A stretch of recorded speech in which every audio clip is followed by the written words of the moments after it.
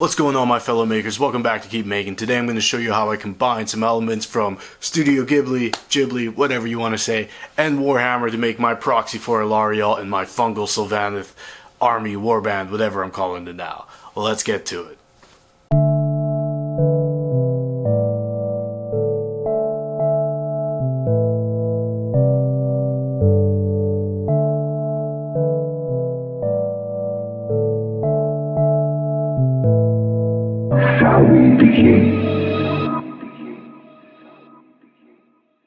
Now, for any of those who haven't seen my last video, I did a Fungal Sylvaneth warband. That's a lot of words. Basically what that means is I took a faction of people from Warhammer, Age of Sigmar, and I put my own little lore to it. So instead of this goddess animating these trees and putting the spirits of elves into them, she's taking those same spirits and putting them into fungi, animating these fungi into these myconid type mushroom men, mushroom folk type people. And so that's what we're going for. So now I want to do her, the leader of this army, the leader of this faction, Alarielle, she's called in the Warhammer lore. And I want to apply all of those Studio Ghibli, Princess Mononoke-esque things to it. And let's just get started. So here we have the official artwork for Alarielle, so obviously this sort of elven goddess with wings and riding into a battle on a giant beetle.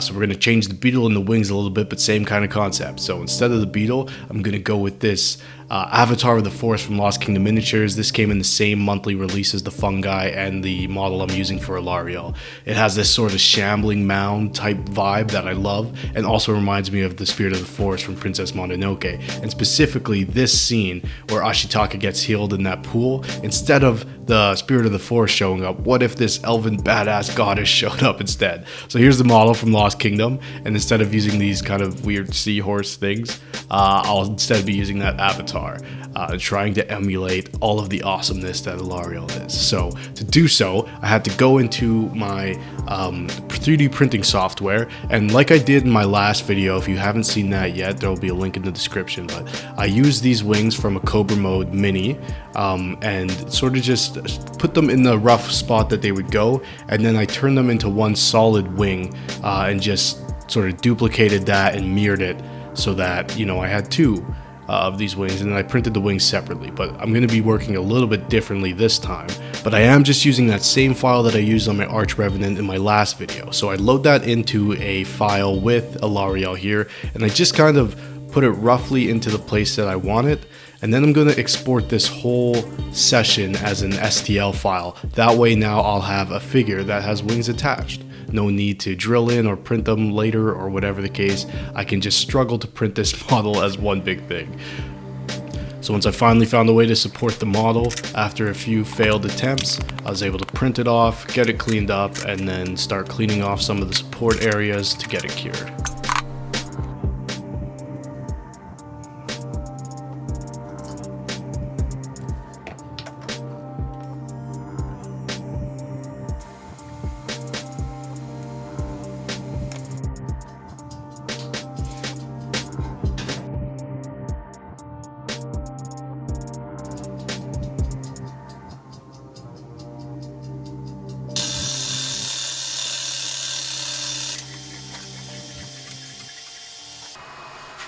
So before I even started this project, I knew I wanted to make it seem like she was flying. So to do that, I just got some old sprues, found a clear one, snipped it into place, and I'll use that to simulate reflect.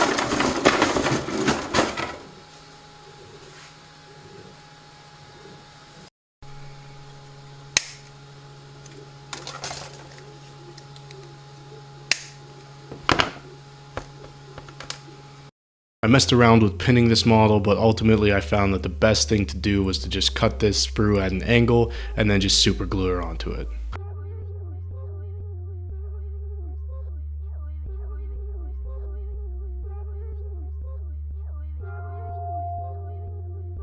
Then I glued the other end of the sprue into this wooden peg, that way I have some way to hold her while I paint.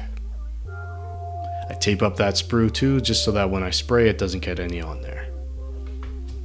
The original Alarielle wields some sort of spear or glaive type thing, and I knew that I had a file that was pretty similar from the Artisan Guild, and it actually came with the hand attached and everything for some modular pieces, so it's easy enough to glue into place, and then I just work on cleaning up any of the artifacts from the supports.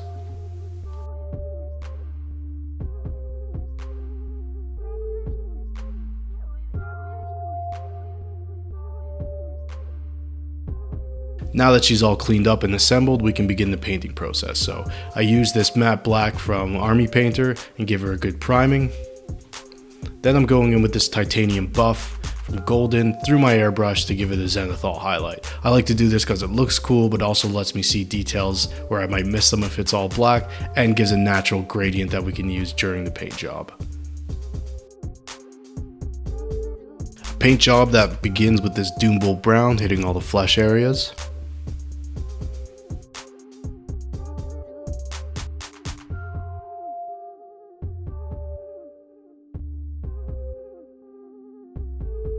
Then going in with this golden olive to do her little skirt leaf things. And I'm keeping this paint very thin so that that natural gradient from the zenithal still shows through. I use this refractive green to do the same thing on her sort of sleeve, and eventually her upper sort of chest shawl type area.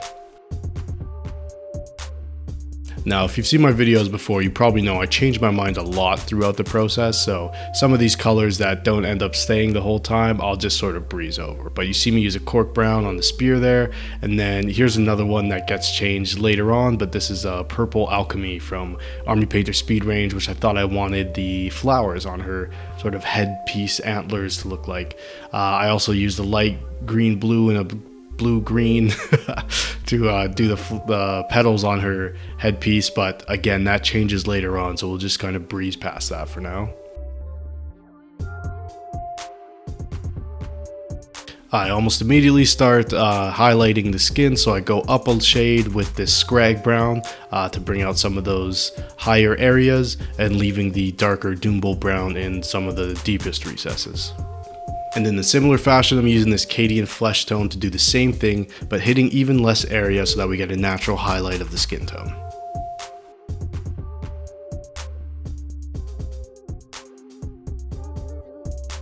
I begin highlighting the rest of the model, starting with this olive drab, going over all those refractive green areas, and just bringing out some of the leaf details.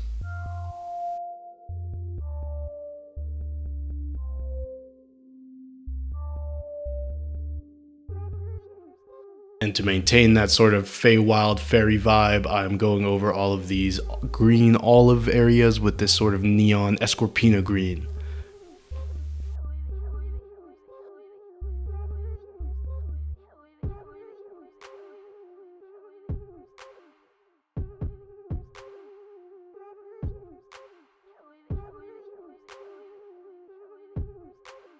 Just like I alluded to before, I do go back with this refractive green and hit the sort of breastplate, and then I'm going to highlight that the same way I did the sleeve.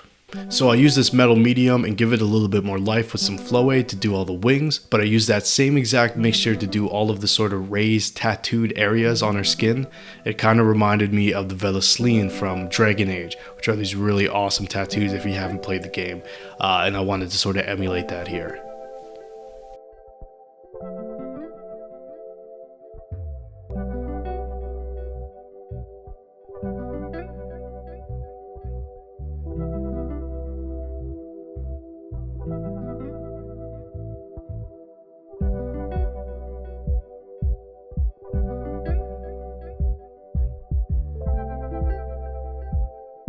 I looked at some reference photos for pink butterfly wings and went with that one in the middle was kind of what I was trying to emulate here. So I go in with some glazed medium and just various shades of pink and purple, and I just sort of layer it up in a way similar to how I did the Arch Revenant last time with the speed paints, but this a little bit more technical, but I'm just glazing in paint over that metal medium and then slowly building up the layers with darker colors and giving it a nice gradient.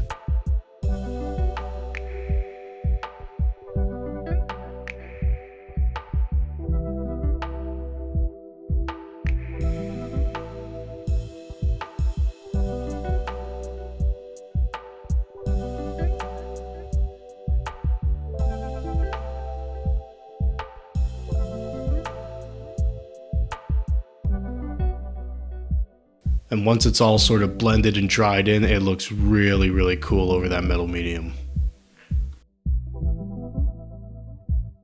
Then I go through the painstaking process of doing all the veins on the wings. I mix some black with the same purple I used to blend on the wings, and I just make sure I hit all of those as best I can.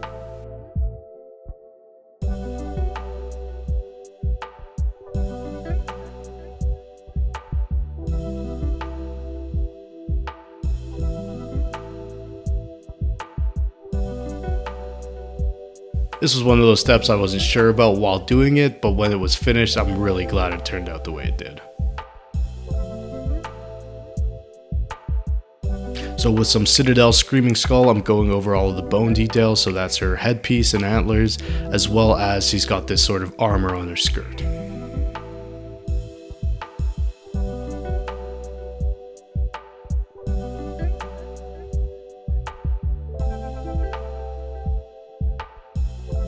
And I took this opportunity to get rid of the blue on her headpiece because this is about where I started hating it.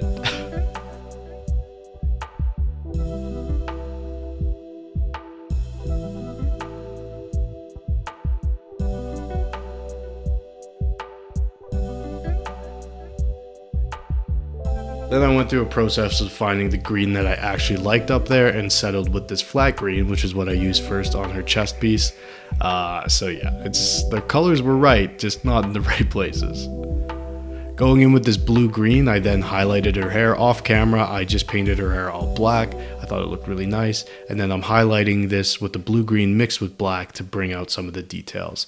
Then I used some Army Painter Pallid Bone speed paint, and I'm going over all of those bone details. This is almost just like a wash, like a Seraphim Sepia wash, but the Pallid Bone really brings out all the bone texture.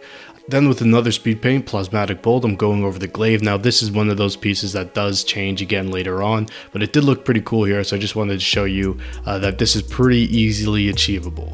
For now though, I'm going to go in with this ivory, and this is where I decided to get rid of the pink up there. So I'm going to go with more of a cherry blossom type look and go over all of those flowers up top. Then fixing that glaive, I'm going in with the dark sea blue, and then using some blue-green and light blue-green just to work my way up from there, and some turquoise to build sort of not quite like a power sword, but give me sort of like a non-metallic metal, but not metal. Some weird sort of glowy blue stone. I don't know. It looks really cool in the end, and I really dug how it came out.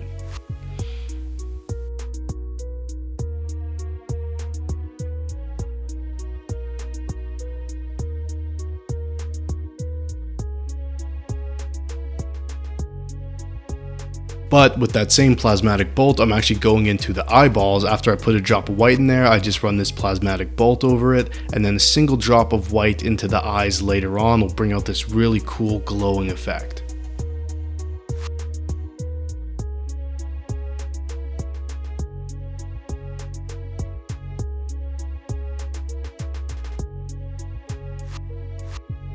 And with that, I'm calling her done. I'm really happy with how this turned out. I think it looks awesome, and this is a really cool model, and the wings just make it that much cooler. But for now, we're going to put her away, and we're going to move on to the base and the avatar.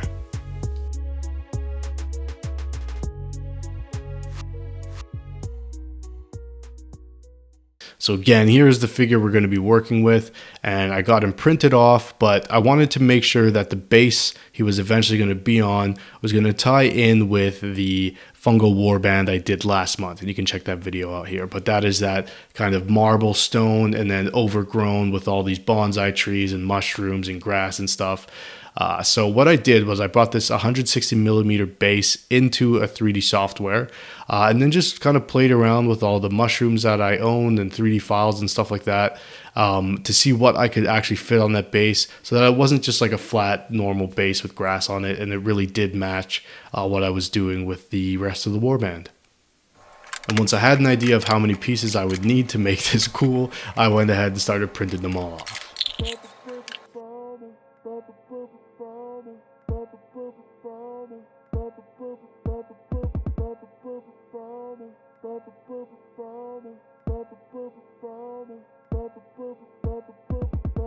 Now, just like with the Kurnoth hunters that I did in the last video, I want to start these bases off with a little bit of cork. So I trace out the top of the base and then I just cut to shape roughly what it should be to fit all on there. Going to use some super glue to glue it in place, and then I'm going to use just my hands and a knife to kind of rip off the edges, give it a little bit of a more natural look.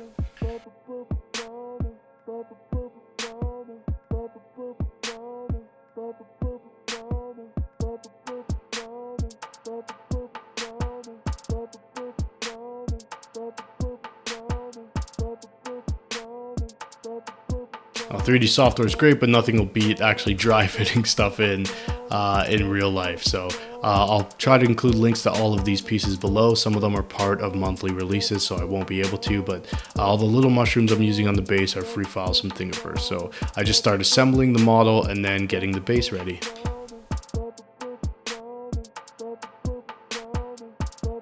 So once I had kind of worked with some things I liked, I realized I wanted to do a bit of like a water feature or stream that ran through the entirety of this base, which I thought would be really cool and dynamic. So I just sketched it out with a Sharpie, and then I'm cutting back into this cork to give a sort of recess that water can go into.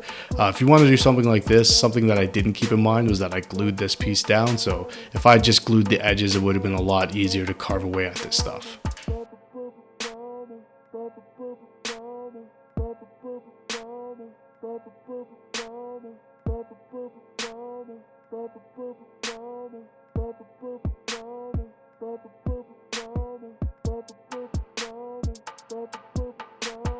And always hold on to those big bits of cork, they're great for basing. And once I had the stream area cut out, I can start gluing all these pieces onto the base.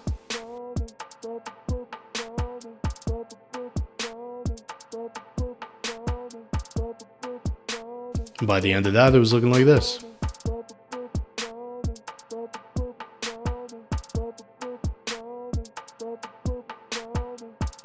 But of course, just like the fungal warband I made last month, I want to put all these tiny little mushrooms on there to really tie these pieces in together and just get as much visual noise and interest I can as possible.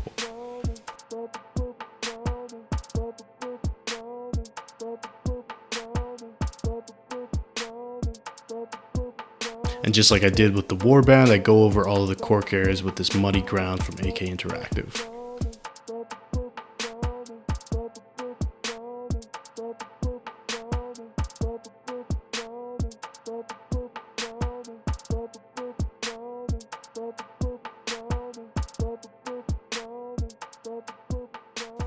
For the stream area, I'm going in with this Agrellan earth texture. This is sort of like a crackle paste, but you apply it thick on, and then after it dries, it'll sort of shape itself and crack in places so that you get a lot more texture in it. While that was drying, I'm going to start cleaning up the avatar. Ring of masks, tiny, less than an inch tall, but of masks hanging from a bracelet around your wrist, begins to glow, and you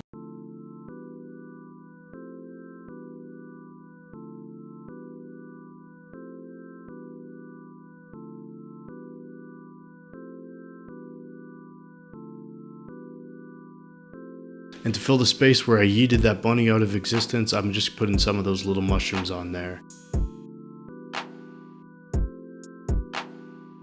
Now, if you saw my last video, you'd see that I had a lot of trouble with these resin models falling into a bunch of pieces because I didn't support them right on the bases. So really wanted to make sure that I pinned this guy in place so I didn't get any of that happening. So I drilled a hole in his foot, and then the place where he would sit in on the base, just added a small little brad nail. You could use a paper clip or anything like that. Snipped it into the right height, and then I'll have a much stronger bond between the model and the base.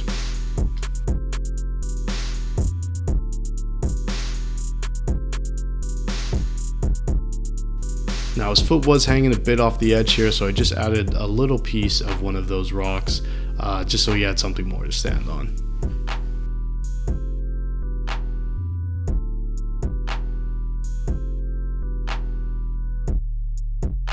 You know, we grabbed it out of the wine because we've got word. So I wanted to fill some of the gaps between the head and the body, but wanted to make it look organic. and tie in with the rest of the theme. So just like I did in my last video where I sculpted a vine along that sort of druid looking guy, I wanted to do the same thing on here and also use it to cover up some of those gaps. So I just used this milliput, which is a two-part epoxy type sculpting tool, and then I'm using this rock sprayed down with some isopropyl and just adding some texture into that while it dries.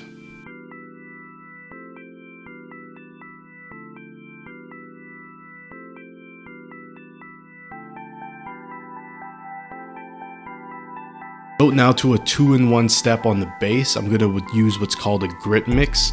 So I'm mixing just a bunch of different granular textures, tile grout to start, then these smaller rocks, and then a little bit tinier pebble rock type things. I'm going to use this on the base in the stream area, like the stream bed I guess you could call it. And this is a 2-in-1 because I'm going to seal all the sides underneath the cork, as well as get some more texture into that stream area. Sealing it is super important because that means none of the resin is going to leak through. And then with some ISO, I just spray over that tile grout and that'll make it dry super solid. Now it's all assembled and the base is ready, we can start painting. I primed it the same way I did with the Alarielle piece, starting with this matte black, using that same titanium buff through the airbrush and giving him a zenithal highlight.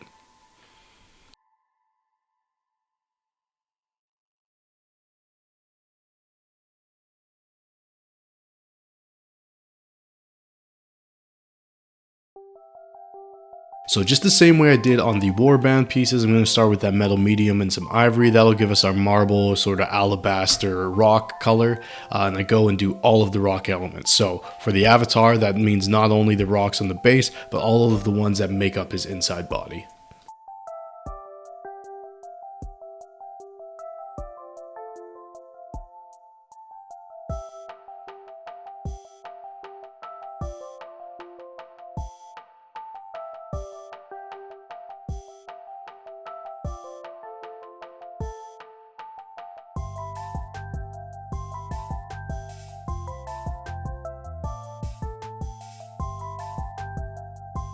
Then with the flat brown and the black, I'm going over all of the dry ground or dirt areas and doing the whole base.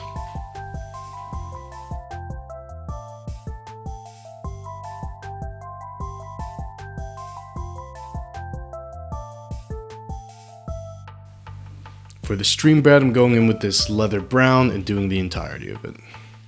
Trying to keep that paint as thin as possible so some of that zenithal shows up, but I do put a lot of layers into this stream bed here, so it kind of loses along the way. Then with the khaki, I'm going over all of the dirt areas and giving it a bit of a dry brush to bring out some of the detail of the muddy ground texture. And then just an umber wash into the stream bed area, bringing out some of the detail between those rock textures. For the dirt, just like I did on the warband, going in with some of this pigment powder and bringing out some of that detail, giving it more texture, more granularity, and a different color.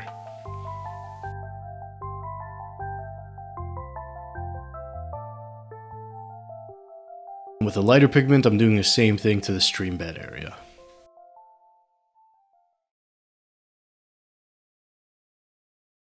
And then to tone down some of that pigment and seal it in place, I'm going to use this strong tone wash from Army Painter in the stream bed area.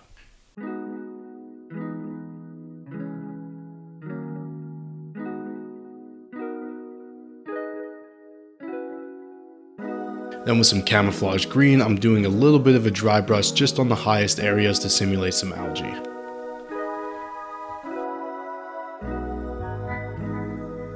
Then I'll switch to Vallejo Buff and use it to cover all the mushrooms on the base.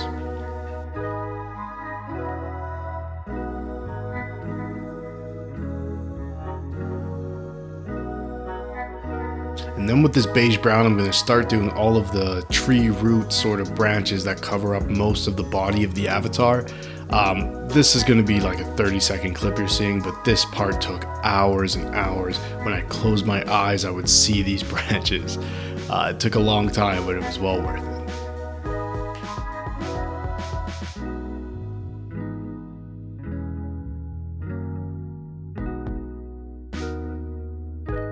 Once I had finished the base coat on the branches, I go in with some golden olive and do the same type of base coat on that vine I sculpted earlier.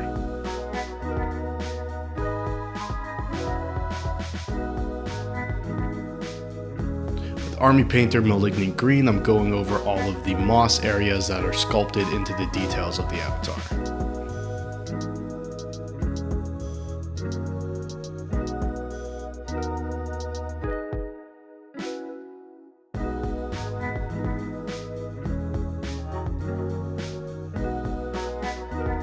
Going back to Refractive Green, I'm going to do all the canopies for the little bonsais and the headpiece of the avatar.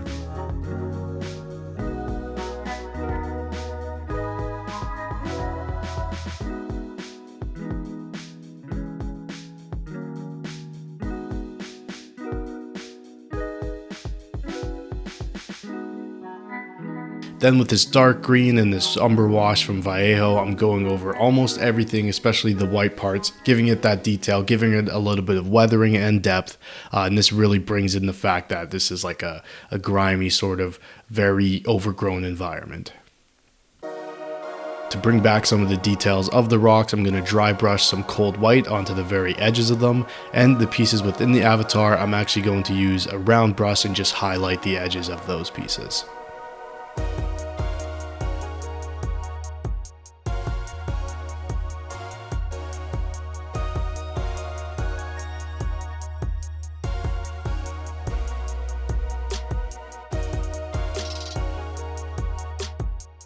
In a similar fashion, I'm moving on to Cork Brown, and I'm going to do the same thing with all of the bonsai trees on the base, and then again switching back to a round brush in some of the areas on the avatar himself to give a highlight and pull some of that visual interest up and towards the face area.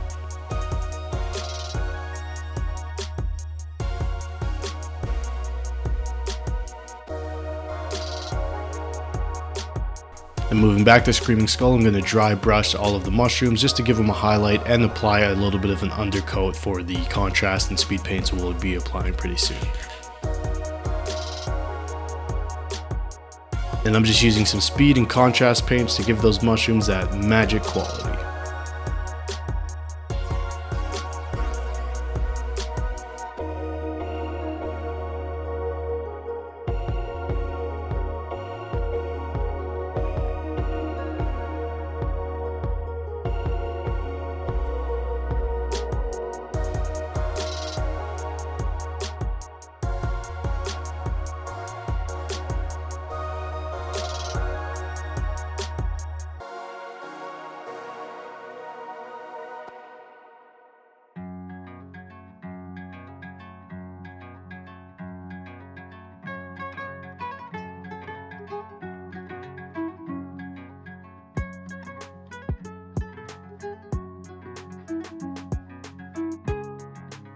Once the speed paints have dried, I just go in with a little bit of a brighter color to highlight the edges of all the mushrooms, just depending on the speed paint I put down.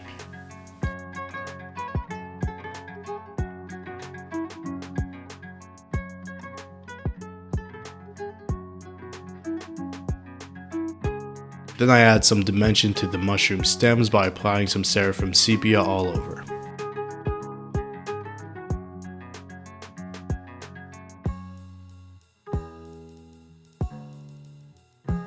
With Golden Olive, I apply a bit of a dry brush to all of the tree canopies.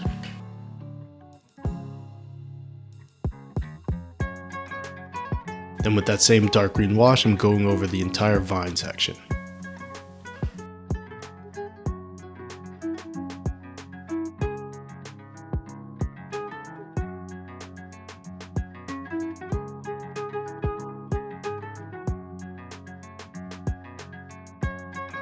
And that'll do it for the painting process. For now, we can move on to flocking. So I'm using some Woodland Scenic's green grass mixed with my vine mix, which is really just some peat moss blended up with some green tea.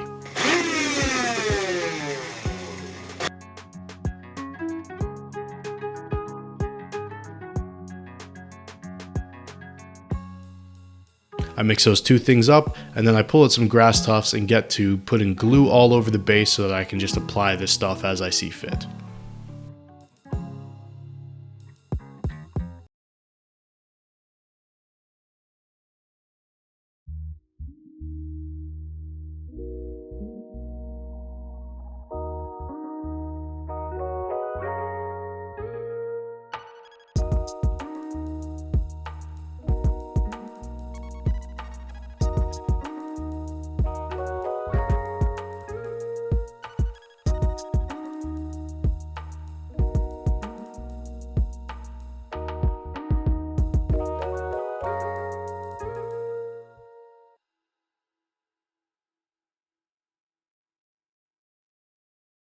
Then in the deepest areas of the stream bed, I'm going to go ahead and apply some glue so that I can put some clump foliage in there just to simulate some more greenery.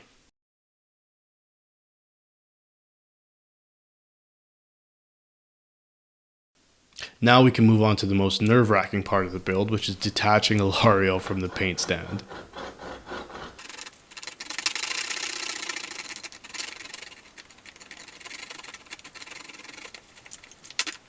And somehow I managed not to mess it up. Miracle. Then I used my pin vise to drill a hole where I want Alarielle to be floating. And with some Tamiya cement, I can melt that sprue and place it into the hole. Perfect. Using some painter's tape, I seal off the exits of the stream, and then we can begin putting it together. So I'm using just some 5-minute epoxy from the dollar store, as well as some isopropyl alcohol to thin it, and just some blue acrylic paint to add some color. As always, my hands are in the way of this pour, but as you can see, I just pour it into an area and then let it sort of find its own level and pour it out. Again, you really only have about 5 minutes to work with this stuff, so it's better to do things in layers. I started attacking specific areas rather than trying to get full coverage all at once. Just like with any resin or epoxy pour, you're going to want to do some test pours, which I did do beforehand. That let me know how much isopropyl alcohol I should be mixing in. For the areas that dried and didn't get full coverage, I just mix up another batch and go in with a pipette and just cover those areas.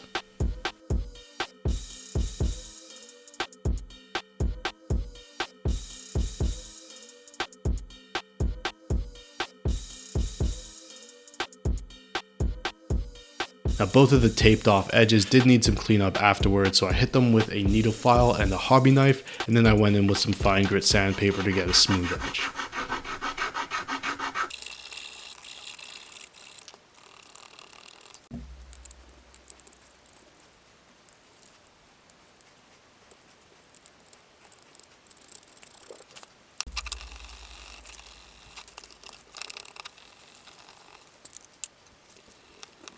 Now once those edges were relatively smooth, I can go in with some gloss varnish and bring back some of that transparency we're looking for.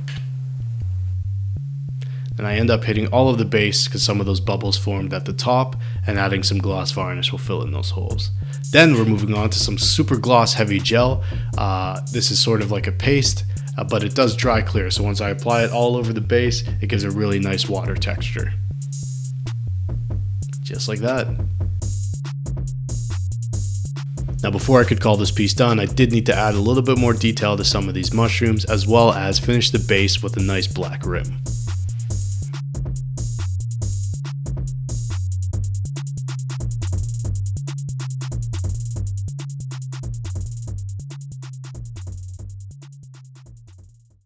Okay, so that about handles everything. Now before we get into the final reveal and all the money shots here, make sure you've liked this video, make sure you're subscribed to the channel so you're kept up to date on my upcoming projects. You can follow me on Instagram at keep_making, and by the same name on TikTok if you want to see little work in progress videos or just older projects I've worked on that I don't have videos for. That's the place to find them. Yeah, thanks so much for watching, and as always, keep making.